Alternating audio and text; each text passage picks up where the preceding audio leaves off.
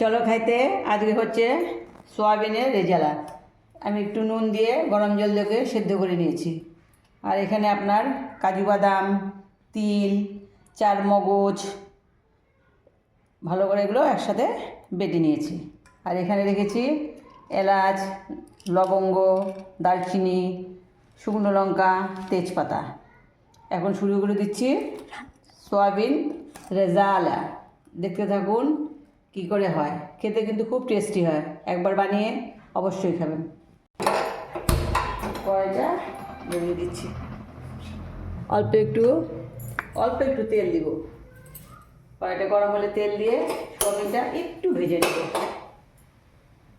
Just একটু নাড়াচাড়া করে নেব। শুধু অল্প তেলে শুধু নাড়াচাড়া করে নেব।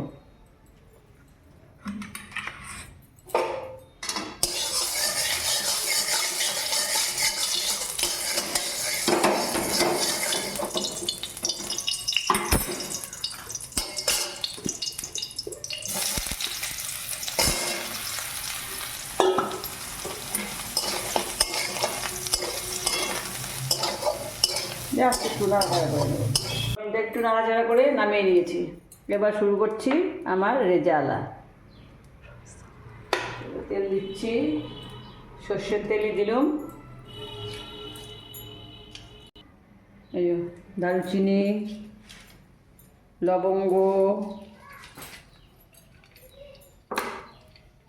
এলাচ,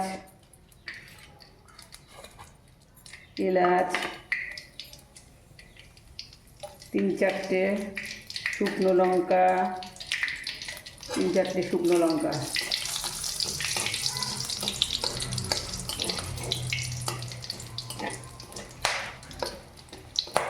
ফটফুট এলাচ ফুটছে।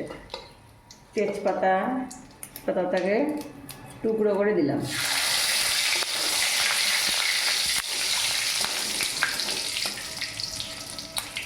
এবারে যে পেস্ট করে রেখেছিলাম কাজু বাদাম, তিল, তারপর চার মগজ, সেই পেস্টটা দিয়ে দিচ্ছি।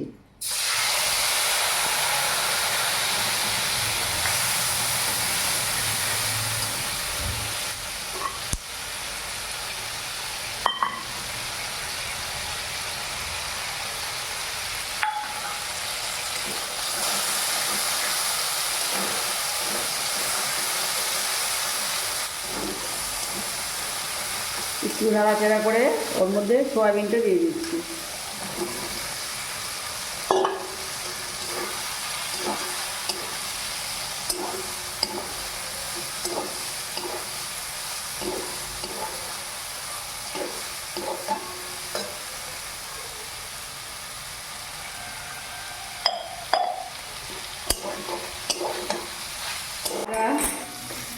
অনেকক্ষণ নাড়াচাড়া করবার পর এবার দিয়ে দিচ্ছি আদার পেস্ট।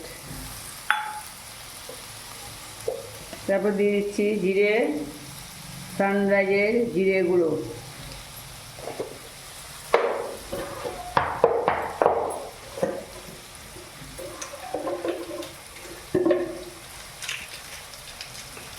দিয়ে দিচ্ছি সানরাইজের লঙ্কা গুঁড়ো।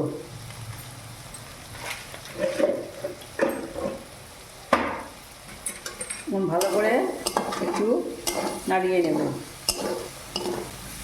নাড়িয়ে নিচ্ছি, যেহেতু রেজালা এতে হলুদ পড়বে না। এখন দিয়ে দিচ্ছি নুন। একটু নুন দেব স্বাদ অনুসার, আপনারা যেটুকু খাবেন দেবেন। আর দেব একটু চিনি, যেহেতু রেজালা একটু মিষ্টি মিষ্টি হবে।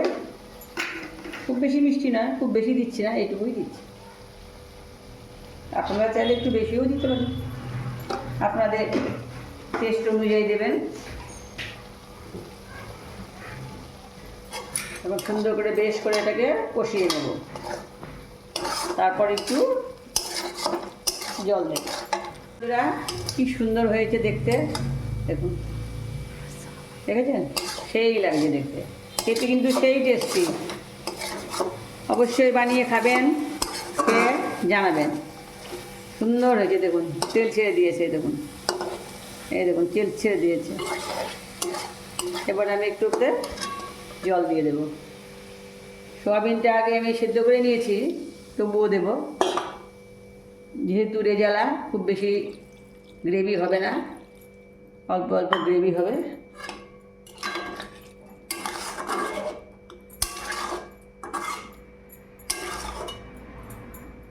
এটা একটু সেদ্ধ হয়ে নেক, চাপা দিয়ে দিই, তারপর আসছি। এবারে দিয়ে দিচ্ছি একটু ধনের গুঁড়ো, বেশ খানিকটা ধনের গুঁড়ো দিয়ে দিলাম। দেখুন কি সুন্দর হয়ে এসছে, আরও হবে।